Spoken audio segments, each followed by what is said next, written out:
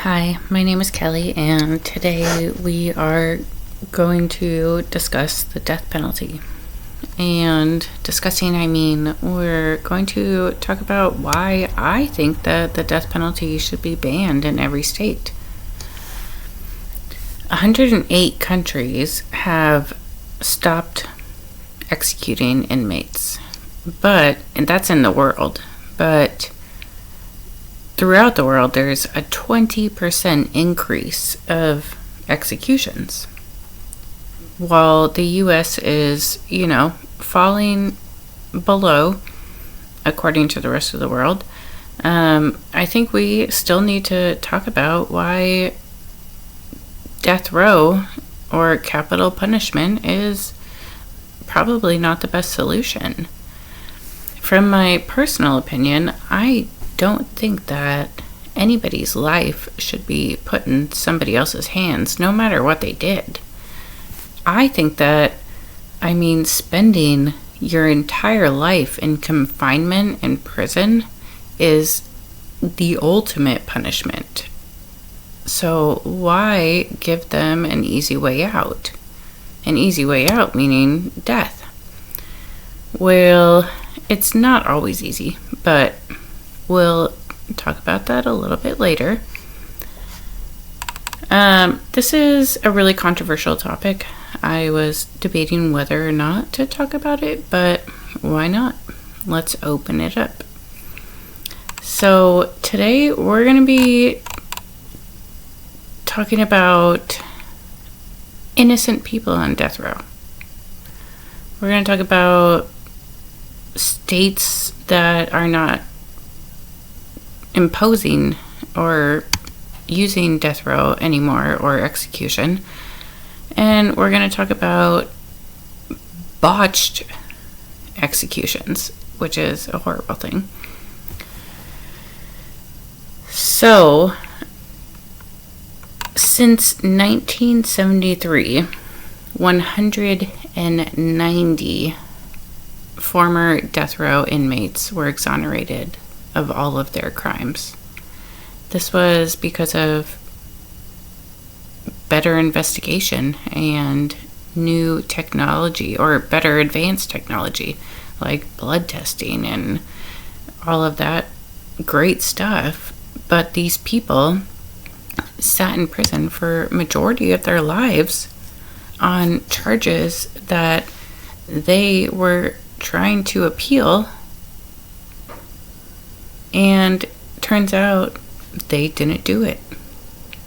And I think this is a huge problem, because how many more inmates besides these 190 are sitting on death row right now saying, I didn't do it? I understand most prisoners are saying, I didn't do it, but that handful that actually did not commit the crime and are being denied justice are going to be put to death for something that they didn't do. Currently, there is 27 states that still impose the death penalty. But if you look at statistics, the cost for keeping an inmate on death row and the execution itself is far more money for taxpayers in pretty much every state that I looked up than keeping an inmate in prison for the rest of their life. California reported that keeping an inmate on death row is $90,000 more a year than keeping just a prisoner. That's ridiculous. Why is it ridiculous? Because the taxpayers, we are paying for it. If you want to click on any of my reference links, you can look at state by state how much every state says it costs so much more to have an inmate on death row than to just keep them in prison for the rest of their life. Because people on death row are there for years and years and years. Like, it's not you're sentenced to death and the next day you're gonna die. The last thing I want to talk about is botched executions. This is what really shocked me.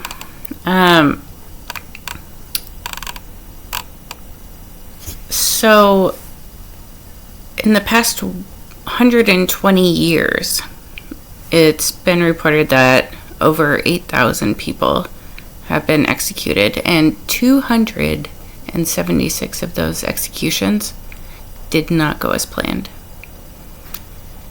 Now, not go as planned means that inmates getting electrocuted caught fire and didn't die from the electrocution. And inmates that were being hung, they didn't die, they were just strangled because their necks didn't break. Lethal injection, they weren't given the right amount of whatever medication they put in, so they just suffered. This is insane. No, like, I don't care what you did to anybody, but this should not be happening in our world. So I've given you many reasons, well, a few, why the death penalty should be taken away from every state. I'm not going to talk about the whole country because I don't know all of their laws and rules, but we really need to think about, should somebody really be put to death when not enough investigation has been put into it, and the fact that it costs so much money to us, the taxpayers, and lastly, like, these people sometimes, occasionally, are just being tortured, which I know people who commit really bad crimes, it's not like you feel bad for them, but it's not our place to do that to anybody. So thank you for listening to my speech, and I hope you have a great day.